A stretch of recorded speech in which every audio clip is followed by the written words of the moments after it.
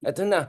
Just before we start this episode, let me have a disclaimer. Hindi ito pink. It's a multicolored Deutschland bestseller nilang ano ito, uniform ito. So maraming salamat. Maraming salamat sa designers and everyone na sumuporta sa atin para ma-afford natin yung mga shirts na ganyan.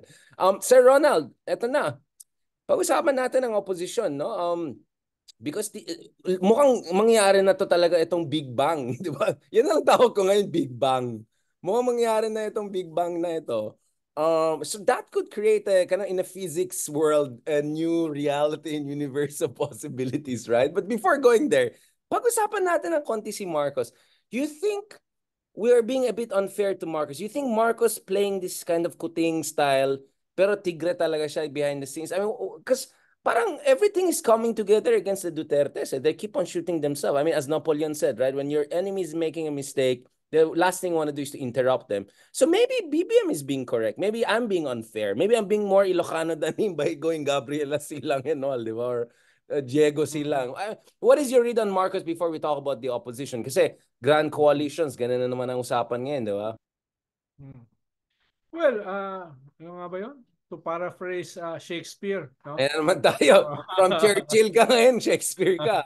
Some are born brave, some achieve bravery, and some have bravery thrust That's into the them. point. No? Greatness yung sa kay Shakespeare. Yeah, yeah, Yeah, exactly. greatness yung Greatness yung kay Shakespeare. pinaparaphrase. So perhaps bravery is now being thrust into him because he's fighting for survival no? Yun ang nangyayari ngayon Kaya tapos andiyan pa yung mga ganitong klaseng mga lunatics no? Katulad nitong Big R no? Na laging pinapaalala sa kanya yung kanyang kahinaan no? So eventually this will rub on him Di Wait ba lang, yung asawa niya. Wait lang, hindi Oo. nakalimutan natin.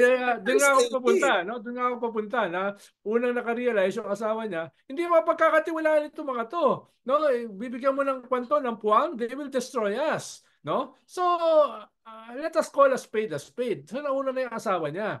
Pero baka mas matagal yung gestation period sa isang risk-averse, passive-aggressive na tao.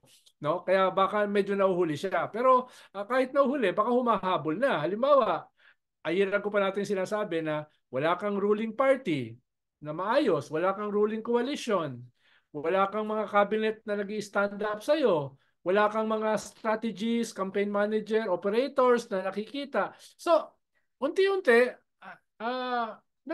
binubuo na rin niya. Halimbawa, pinapalaki niya yung Partido Federal. Pero parang kulang pa, no? Tapos sabi niya, magbubuo na ng ruling coalition. NUP, NP, NPC. NPC, no? Pero wala yung laban ng yung kila ano, kila Erap, kila Binay, yung ano yung PMP, PMP. PMP, Walang PMP. Bakit PMP, kaya? no? PMP. Dahil baka, ewan ko, baka yan naman ay mga initial names. Ang wala dyan, yung hugpong, no? At PDP Hugpong. laban. Yung hugpong, no? Yung PDP talagang hindi Talaga sasama hindi yun. talaga. Pero yung hugpong kasi, yung head ng hugpong, bahagi ng official family So it's a statement. Kung yan ay hindi sasama sa ruling coalition, it's a clear statement, no? Na yung member ng official family, yung kanyang partido na hinihead, no, ay hindi trustworthy. At dahil hindi trustworthy, baka yung head hindi rin trustworthy, no? Baka yung head sabi nga ni First Lady ay bad shot na at cross a line, no? Cross the line. So, yun yung mga implications diyan. 1 plus 1 equals 2 equals 4 equals 8, no? Sa bagay, sa mathematics sa Pilipinas, 1 plus 1 equals 3, no? Iba Kasi yung mathematics dito dialectical mag-isip ang Pinoy. Iba yung Dialectical. mathematics dito Iba yung ating Hindi tayo Euclidean Hindi tayo Euclidean. So, oh. Ano yan? Ano yan? Ano yan?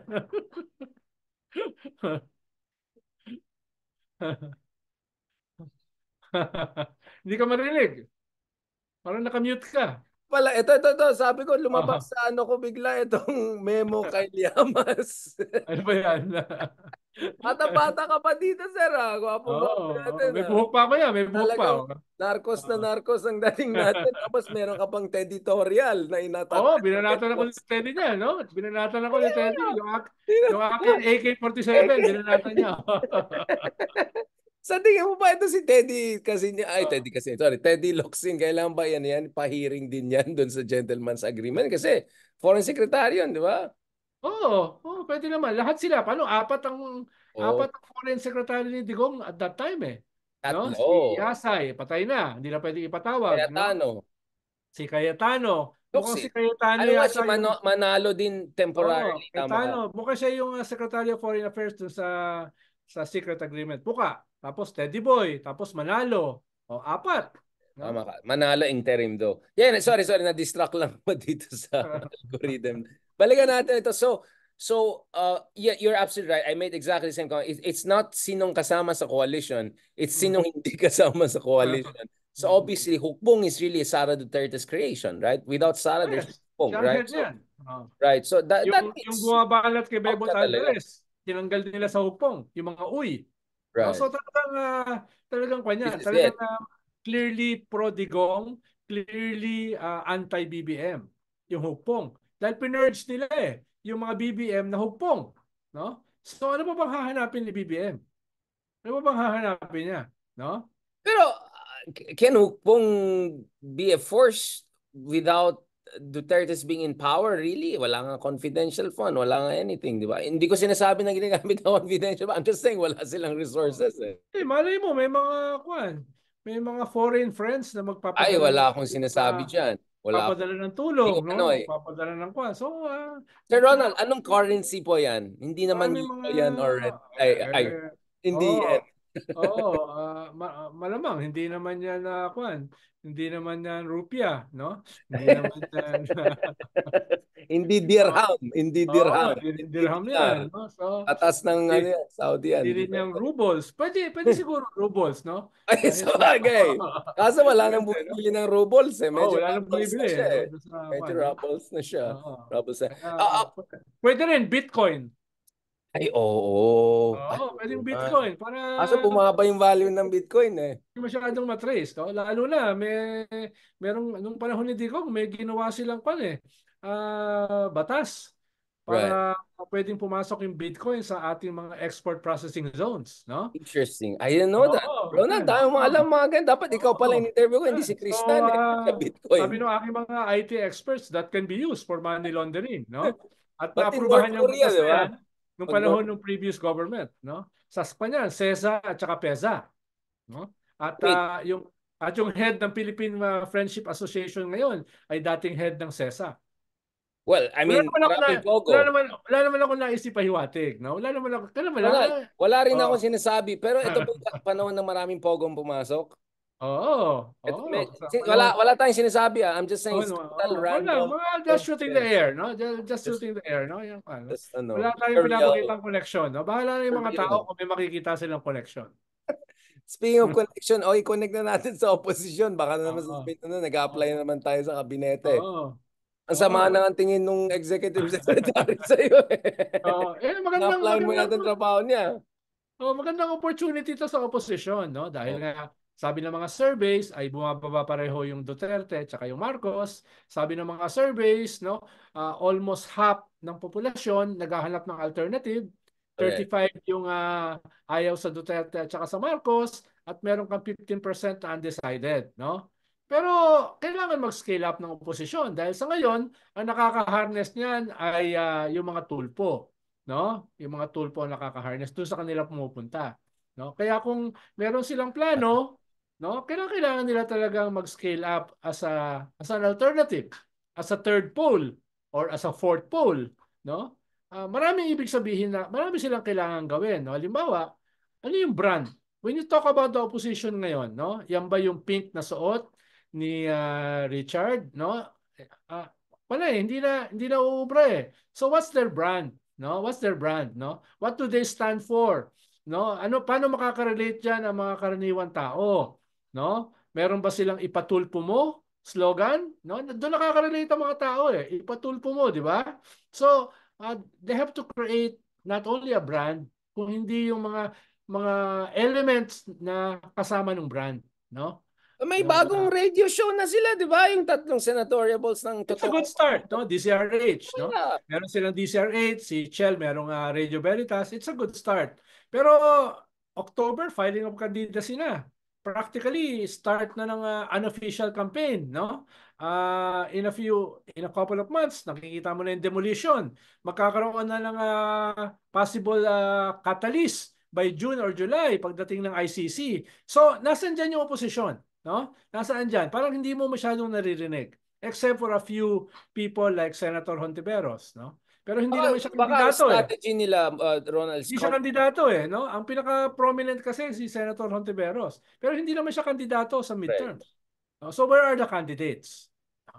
Baka ang style nila is let them demolish each other, cancel out each other, and then we come from the ashes of that. Parang ganon siguro. I mean, let's not forget, Duterte's victory in 2016 was because nagdudurugan yung tatlo, di ba? Binay versus Mar versus Poe. Baka they're hoping na they'll pull off something na magdudurugan tong dalawa na to, and then they will rise through the ashes of the two, to the two major houses. Do you think there's may ganon optimism or wishful thinking? Ang sinasabi ko nga, ang nagra-rise from the ashes are the Tulfo eh. They may be too late, no? Yun nga, you're right, you're right. Kung walang iba na nagma-maximize ng ganong klaseng objective situation, no? Baka meron nagma-maximize eh. Merong subjective force, no? No? Sabi nga natin sa dialectics, no? Objective condition and the subjective force, no? Oo, nag-interplay na yan. So may objective condition at merong subjective force na nag-exploit ng objective condition for a third pole. At for now, whether they are doing it actively or not, ang nagpi-feel niyan ay ang subjective force na nagma-maximize ng objective condition niyan are the Tulfos. No? Ang point ko, okay, ganito, Ronald. Kasi nung nagvi-videographer yung mami ko, napapagod yata siya at saka paalis ka na kaya hindi kita natanong masyado. Eto na, ipupush na kita ngayon. Ito, by the way, yung mga hindi nanood ng special Ilustrado Restaurant Cafe edition namin na naka-Narcos, panoorin yan. But okay, Ronald, this is what I'm gonna say. No? What I'm gonna say is, okay, yeah, but how do you compete with the Tulfos? Obviously, you're not gonna do what they're doing. I mean, magbo-Ben Tulfo style ka na kita tayo sa abandoned warehouse. Tapos maghamunan ka, magsuntukan, ganon. Or, mumurahin mo yung police general. You cannot compete with them on that, right? Parang na-corner nila yung market na yan. And do you really want to compete with them on that? Diba? So, legitimately, in an environment where bentang-benta itong mga scruffy, gritty, I'm just being nice, diba? Approach. What is the space for the opposition to come in? Well, if you cannot co-opt them, if you cannot co-opt the Tulpos, no? Ang sigurado ko kasi ay silence cannot hack it, no? No? Pwede ka mag-trial and error eh. Ano bang brand ang pwede para sa opposition? Pwede ka mag-trial, pero kung tahimik ka, paano ka magkakaroon ng learning curve? Ano ba yung brand na bagay sa iyo at saka pwedeng tangkilikin ng tao, no? Yun naman sinasabi ko eh. Silence won't do it. No, yung waiting, no? Yeah, waiting to get lucky. Waiting to get lucky. Maging abo yung parehong dalawang kampo won't hack it, no? Kaya siyempre kailangan mo na mag-analyze sila. What's the terrain, no? Okay, pag na-analyze mo na 'yan, no? Pwedeng i-summarize mo ano ba yung because ang tawag ko nga diyan, yung nangyari ng 2022 was a glorious defeat. Yung victory na historic ng Duterte at saka ng Marcos was a Pyrrhic victory. Dahil nakikita natin, it has no substance eh. At dahil walang substance, nagkabiyak-biyak agad. No? Whereas, yung glorious defeat could have been harnessed to create the new opposition rather than yung mga Duterte opposition. No? Pero ngayon, hindi ko sigurado kung late eh. Dahil the pink wave were waiting to be consolidated, harnessed, no? To be led after the election. Hindi nangyari yun eh. No, hindi nangyari yun. Ngayon ba ay pwede pa silang balikan? I'm not sure. So okay. It could have been different eh. The glorious defeat, the Pyrrhic victory, no, could have help create the third pole. Although again, my contention is that one reason yung bardagulan ng dalawang higanteng dynasty niya ay nangyari is because hindi sila threatened by the opposition. So there was a kind of, I won't say blessing in disguise, but some sort of unintended consequence. But okay, what's done is done. Okay, ang point ko ngayon is, let's talk about this. If you're Bam Aquino, for instance, you can be the guy who takes up the cudgels, no, and reminds the nation of the great contribution of the Aquinos. For everything you can say against them, hindi sila mga matay tao, hindi sila kurakot, at minahal nila yung bayan nila in ways that I cannot say about many other dynasties, to be honest. Jokno can come in and say, ano bang klaseng hustisya ang gusto niyo? Yung binabastos ng pulis, yung pinapatay yung mga tao ng EJK? No, you want a legit lawyer, someone who really fights for the people. Yung something a little bit more aggressive, di ba? And then, of course, Pangilinan can come in, and he's a veteran, maybe talk more about farmers, etc. But so, what do you think specifically each of them can in terms of ang tingin ko pwedeng kang sumama sa kanila at maging PR, no, dahil dahil sinisimulan mo na sagutin yung tanong mo no, yan yung mga elements na learning curve, no, pero hindi yan mangyayari nang tahimik ka, no. Pwedeng trial and error, subukan mo ito, no, hindi ubra, ito ubra, so akyat ka na naman one peg. Pero kung tahimik ka, paano mo masusubukan? How can you test that out? Ang nagte-test out niyan, basically si Senator Risa, to some extent si Laila de Lima, na wala rin balak tumakbo, or si Trillanes, na tatakbo sa local, hindi naman sa national. So ito yung mga nag-i-scale up, di ba? Ito yung mga nag-i-scale up. No? Tapos yung mga tatakbo, hindi nag-i-scale up. Doon ako medyo confused, no? Sa bagay, madali naman talaga ako ma-confuse. Hindi katulad ni Richard na ang hirap ma-confuse niya. Very solid yung kanyan yung balance, no? Ako madali ako ma-confuse no? Sabi nga ni Robin Hood Padilla, litong-lito na siya. Litong-lito na siya. Nahihilo na siya, no? Inayos na yung bigote sa mga nangyayari, nahihilo na daw siya, no? Talaga namang madaling mahilo kung sabog yung politika mo, di ba? Hindi, tsaka kung kulang yung laman ng utak mo. Oy, di umanoy. Sir Ronald, di umanoy. Ito the last point. I completely agree with you na you have to be experimental, you have to be brave, you have to reach out. And speak of reaching out, do you think may problema yung mga ibang opposition na masyado silang purist, masyado silang sensitive? Di ba? I mean, okay, I'll be honest. I'm not gonna name names, but I've heard from a lot of people that I didn't expect it from, or narinig ko through secondary sources na ang dami nag-complain na, for instance, nung tumakbo si Lenny, hindi sila nag-reach out dun sa maraming mga influencers, journalists who would be more than happy to contribute to the movement. And yet parang hindi sila yung kinakausap. I don't know, si OG Diaz, I don't know, whatever. Yung mga ganun ang nag-interview sa kanya. I cannot remember if Lenny giving ang problema kasi ng Lenny campaign, no, they decided too late Nagdesisyon si Lenny tumakbo during the filing of candidacy. Imagine kung merong silang 6 months or 1 year earlier, no, yung mga bagay na yan na nagfo-fall in the cracks, baka naiwasan, no? At saka baka imbis na isang cluttered messaging, baka mas may focus. Katulad nila BBM, no? Sila BBM mas may focus dahil matagal sila naghanda no? They were preparing for 2 decades, for more than 2 decades, no? So, yun yung isang kaibahan, no? Kung earlier, at least 6 months earlier, baka yung mga ganyang mga bagay, sino yung kakausapin, sinong hihimukin, paano ba yung messaging na hindi sabog, hindi cluttered, yan baka nasagot, no? Mas maganda kung 1 year earlier nakapagplano, no? You're campaigning for the flag, 'di ba? Yung highest political position. You cannot do that overnight. You cannot do that overnight. Kailangan mo ng panahon, no? Para pag-aakuan yan. Halimbawa, ngayon, meron kang 4 years. Meron kang 4 years, di ba? Meron kang 1 year before the midterm. Ayun, gamitin mo. No? Gamitin mo. Ang problema, hindi ko nakikita. No?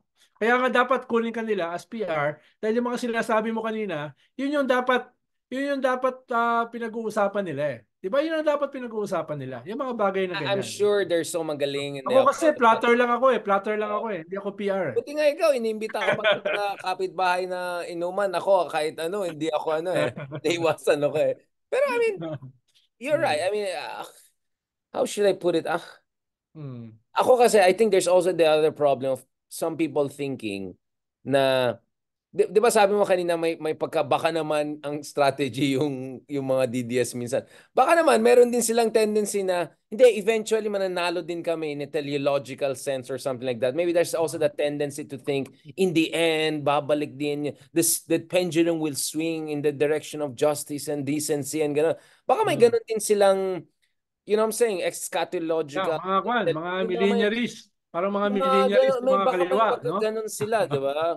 Parang mga millenarists na pasyon ng revolusyon, I won't ileto. say millenarian per se, but I think there's that kind of this is liberals we're talking about. We're not talking about leftists. Na mayroon silang ganun na in the end, you know, decency will prevail. But my point is the arc of justice will bend. I mean, you know, the arc of history will bend towards justice if you fight for it, and you have to fight for it constantly. That's the sock them way of looking at it. Yeah. Which is different from liberals. I think there's always this naivety na in the end, itong mga trapo, demagogues, populists, they're just gonna, you know, dig their own graves. Hindi, sometimes you have to put them inside that grave that they dug for themselves, right? It's not gonna work that way.